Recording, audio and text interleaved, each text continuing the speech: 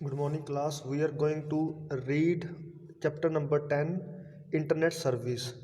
Uh, First, what do you mean by internet? What's the full form of, or what do you mean by internet? The full form or internet stands for international network. Means internet stands for international network. Then next what do you mean by network? Network क्या होता है? In network if there are 2 or 3 systems, they are connected with each other or they transfer data between them, that system is known as network. अगर 2 system एक दूसरे साथ connect होते हैं, अगर वो एक दूसरे को डेटा सेंड कर सकते हैं तो उसे हम क्या बोलते हैं? Network. Then further if we interconnect और connect 2 networks or 2 or 3 networks, then it is known as internet. तो उसे हम इंटरनेट बोलते हैं. जैसे फॉर एग्जांपल अगर हमारे पास 2 या 3 नेटवर्क्स हैं, अगर हम उन नेटवर्क्स को एक दूसरे के साथ क्या करते हैं? कनेक्ट करते हैं, तो उससे हमारे पास जो सिस्टम बनेगा उस सिस्टम को बोलेंगे इंटरनेट. अब उसे इंटरनेट क्यों बोलते हैं क्लास?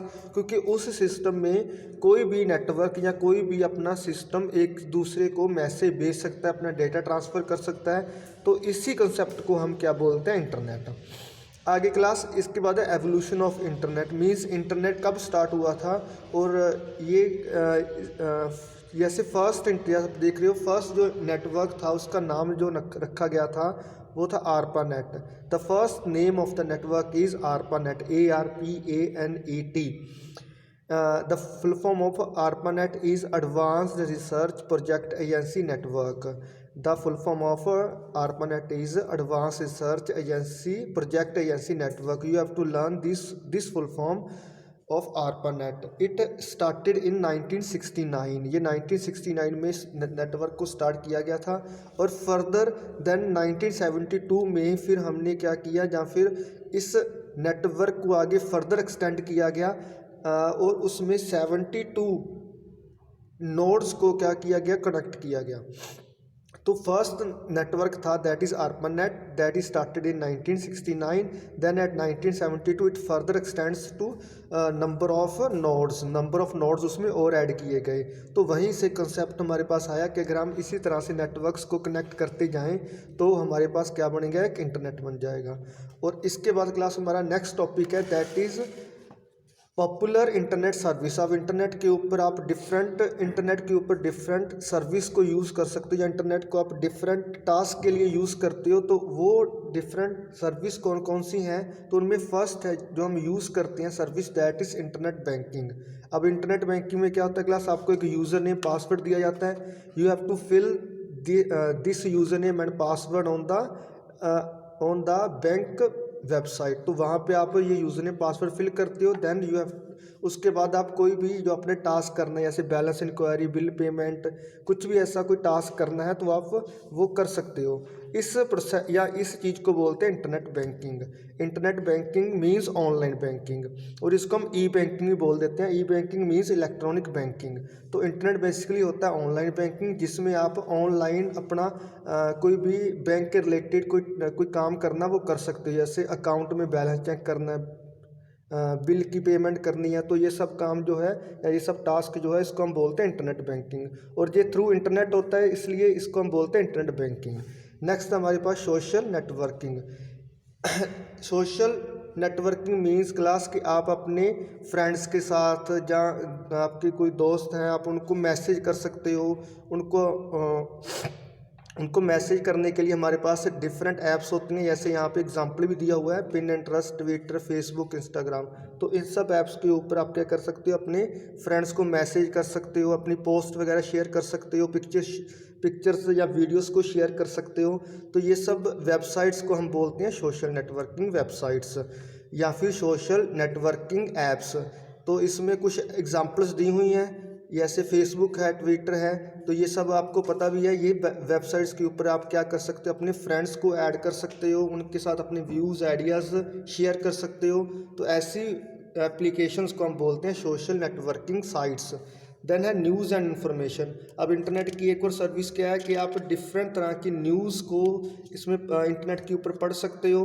ठीक है, स्पोर्ट्स के रिलेटेड, एजुकेशन के रिलेटेड, कोई भी आपका जिसमें इंटरेस्ट है वो इन्फॉर्मेशन सर्च कर सकते हो। तो इंटरनेट का एक और सर्विस है, that is news and information.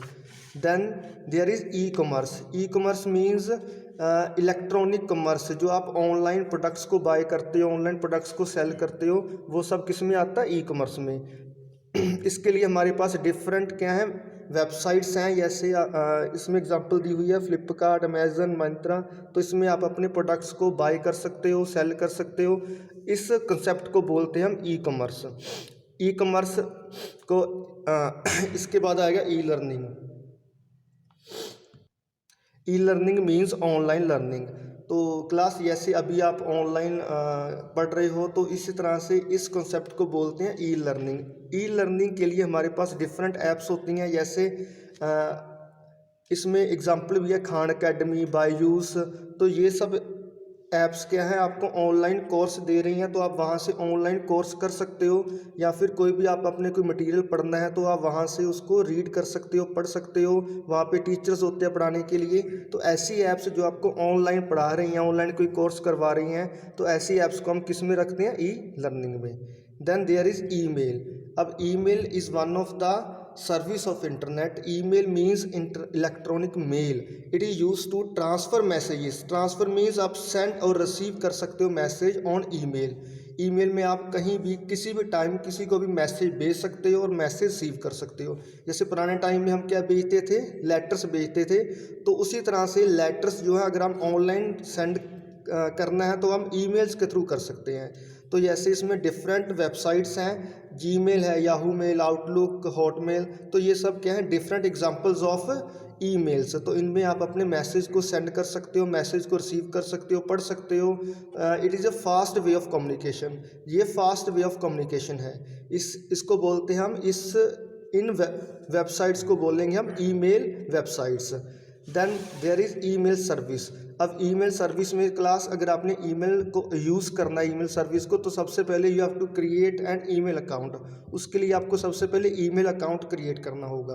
तो अगर आपने किसी भी ईमेल अकाउंट को अगर आपने देखा हुआ, तो ईमेल अकाउंट में या ईमेल एड्रेस बेसिकली 3 पार्ट से मिलके बनता है। फर्स्ट पार्ट होता है उसका यूज़र नेम, सेकंड पार्ट होगा उसका सिंबल, और थर्ड पार्ट होगा उसका डोमेन नेम। जैसे फॉर एग्जांपल किसी की कोई मेल है, जैसे ABC, कोई भी नाम है ABC, फिर उसके बाद हम यूज़ करते हैं @, फिर यूज़ करते हैं डोमेन नेम। डोमेन नेम में आ जाएँ क्लास जैसे gmail.com, outlook.com। तो इन 3 पार्ट से मिलके आपका क्या बनता है? Email address. तो फर्स्ट जैसे यहाँ पे लिखा हुआ है यूज़र नेम। यूज़र नेम क्या होता है? ये आपने खुद ने रखना होता है यूज़र नेम। आप कोई भी यूज़र नेम अपनी चॉइस का रख सकते हो। तो यूज़र नेम इज़, आप उसमें कोई भी अपना नाम रख सकते हो या कुछ भी रख सकते हो। यूज़र नेम ये आपकी चॉइस है। Then there is a symbol. Symbol हमेशा इसमें सिंबल यूज़ होता है। तो जीमेल हो चाहे कोई और मेल हो, उसमें हमेशा जो भी सिंबल यूज़ होगा वो सिंबल होगा @। Then there is domain name. Domain name last आपका पार्ट होता है ऑफ ईमेल एड्रेस, जिसमें जैसे इसमें gmail.com लिखा हुआ है। तो अगर आप जिस वेबसाइट पे अपना अकाउंट बना रहे हो, अकाउंट क्रिएट कर रहे हो, उस वेबसाइट का नेम हमारा क्या बन जाता है? Domain name. अगर आप जीमेल के ऊपर बना रहे हो तो gmail.com, अगर आप याहू मेल के ऊपर बना रहे हो तो यहाँ पे आएगा yahoomail.com। इस तरह से आपका जो एड्रेसेस हैं वो यहाँ पे चेंज होते रहेंगे। तो डोमेन नेम ये होगा वेबसाइट का नेम या फिर ईमेल का नेम, फिर उससे पहले आएगा सिंबल, उससे पहले आएगा यूज़र नेम। यूज़र नेम आपकी चॉइस होती है रखने के लिए, तो ये आप अपनी तरफ से कोई भी यूज़र नेम रख सकते हो। देन इसके बाद क्लास हमारे आते हैं डोमेन नेम्स। कुछ डोमेन नेम्स आपकी बुक में दिए गए हैं, जैसे .net, .mil, .in, .gov, .edu। तो ये कुछ क्या है? डोमेन नेम्स हैं। डोमेन नेम्स जैसे आप कोई भी वेबसाइट ओपन करते हो तो उसके पीछे क्या लिखा होता है? Domain name. फॉर एग्जांपल आप गूगल खोलते हो वेबसाइट, उसमें क्या लिखा होता है? google.com। तो वहाँ पे जो .com है वो क्या है? Domain name. इसी तरह से हमारे पास क्लास वेबसाइट्स में अलग अलग डोमेन नेम्स होते हैं। तो अगर कोई एजुकेशनल वेबसाइट है, मान लो किसी यूनिवर्सिटी की, कॉलेज की वेबसाइट है, तो अपने वो वेबसाइट के पीछे .edu लगा सकते हैं। edu means educational institutions, .com means होगा कमर्शियल वेबसाइट। फिर उसके बाद क्लास अगर कोई गवर्नमेंट कोई अपनी वेबसाइट बना रही है, ठीक है, या फिर उसकी कोई वेबसाइट बनी हुई है, तो वो अपनी वेबसाइट के पीछे क्या यूज़ कर सकती है, .gov।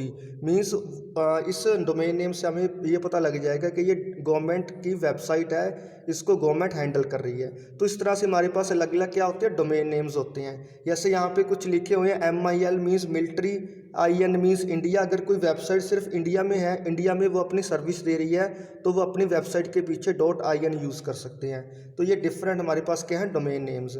इसके बाद क्लास हम ईमेल को आगे फर्दर पढ़ेंगे। तो ईमेल को फर्दर हम नेक्स्ट क्लास में इसको अच्छे से रीड करेंगे।